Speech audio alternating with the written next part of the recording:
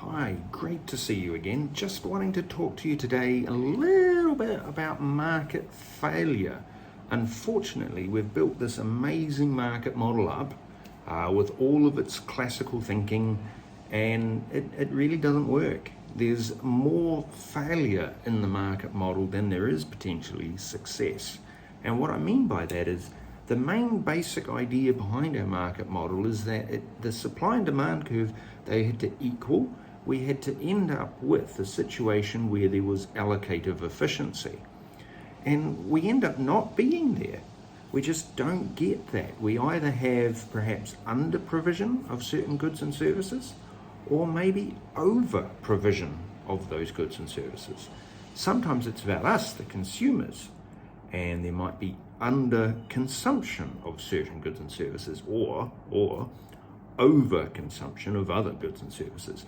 All of that leads to a global misallocation of resources as some goods are being produced that society really doesn't want. We don't want as many of those goods produced.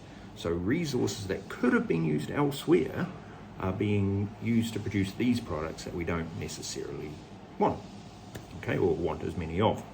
All right. Other goods that we might, or services that we might want more of, aren't being produced in enough. There just isn't enough of them. And society says we want more of those. And a classic example, and you only have to look to recent history, is healthcare. We need more provision of healthcare.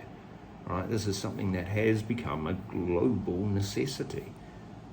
It's not just the basic healthcares also. It might be the specialist treatments that you can get within those. And smaller countries with less income, they're going to struggle with this idea.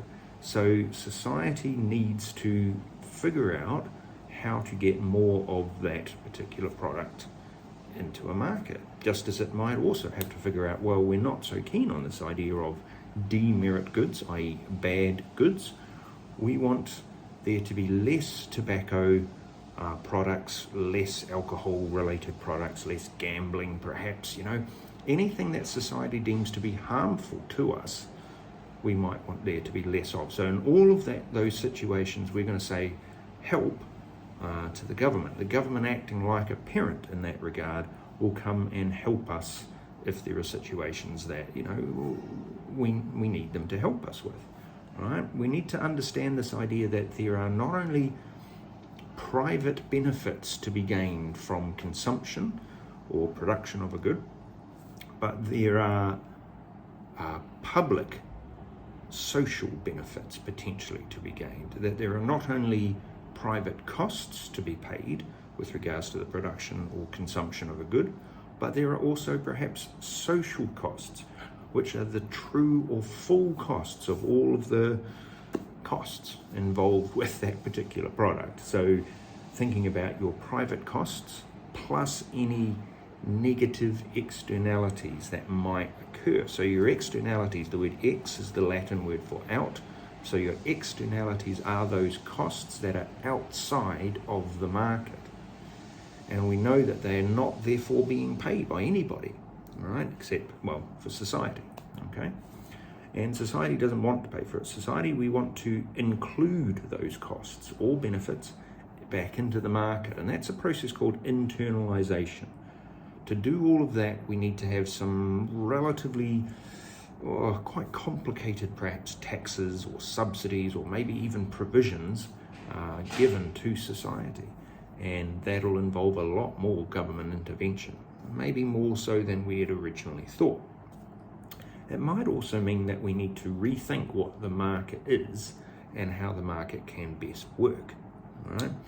So we need to think about those marginal private benefits, marginal private costs, marginal social benefits, marginal social costs, and what allocative efficiency actually means, right? So your allocative efficiency is going to have to be now not just our normal classical understanding, but it's going to have to be where marginal social benefits equals the marginal social costs.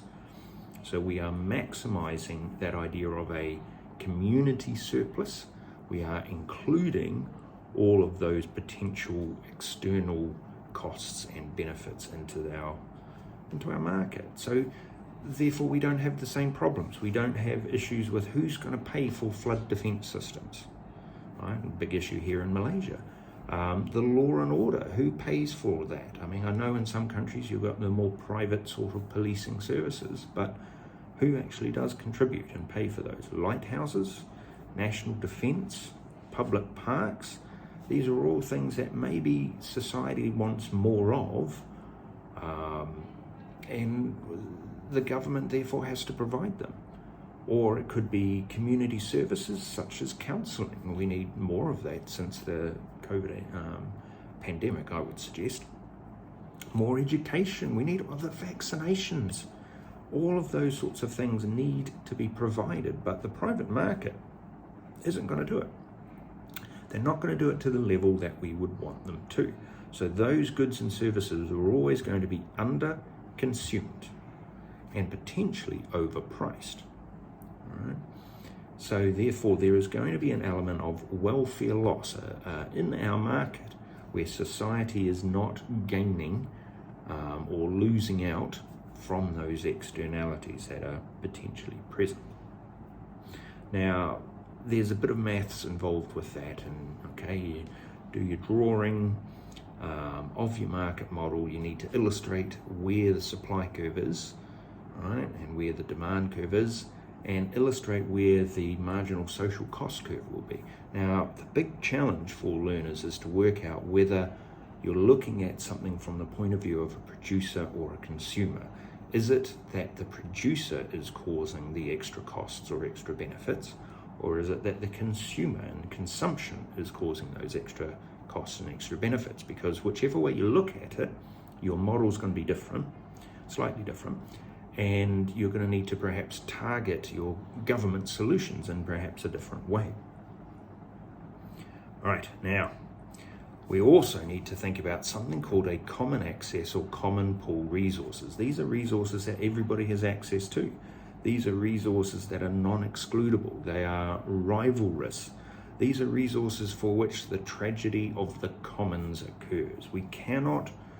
There isn't any way that we are able to prevent the degradation of those resources, the depletion of them, or there's destruction of them, yeah?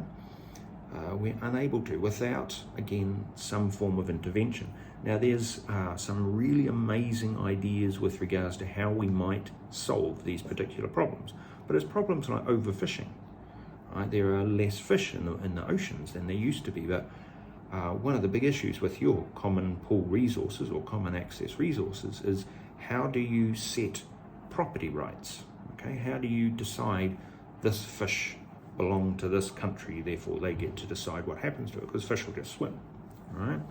So there needs to be a lot of discussion perhaps about taxations, whether they are more indirect taxation, which, you know, fancy name Pigouvian, right, taxation, right, that could be imposed on the demerit goods side of the externalities, or whether we need to think about perhaps subsidies that could be used for positive externalities. Yeah, how much does the revenue generate from a tax versus how much do you pay in the subsidy cost, right? And it's the government funding, so where do they get the money from? There are carbon taxes, which you might have heard of. These are a newish idea in economics, where we are actually having a specific tax on that particular product. So any carbon emission, you put a tax on it. Now that sounds fantastic to be able to do. It's very specific. However, how are you going to generate the tax?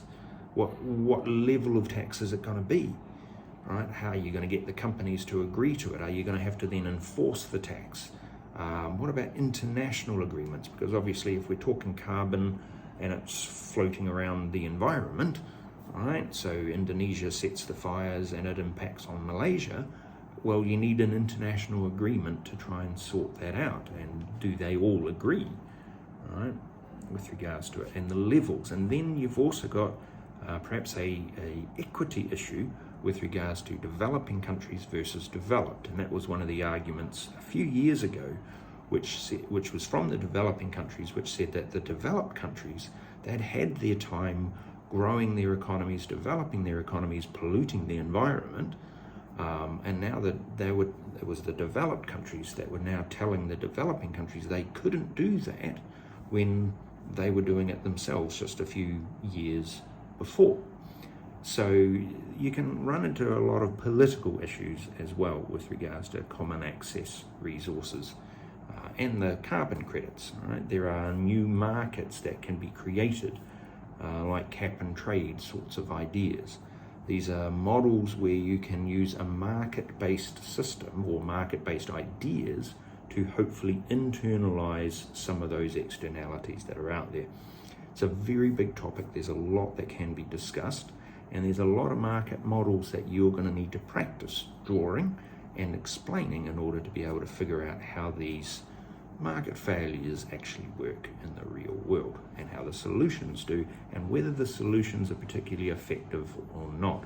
For example, if it's a tax on a demerit good like smoking, well, we've already said that they've got an inelastic demand curve, so the tax is going to have to be quite high in order to see that decrease in quantity that we might possibly want as in society.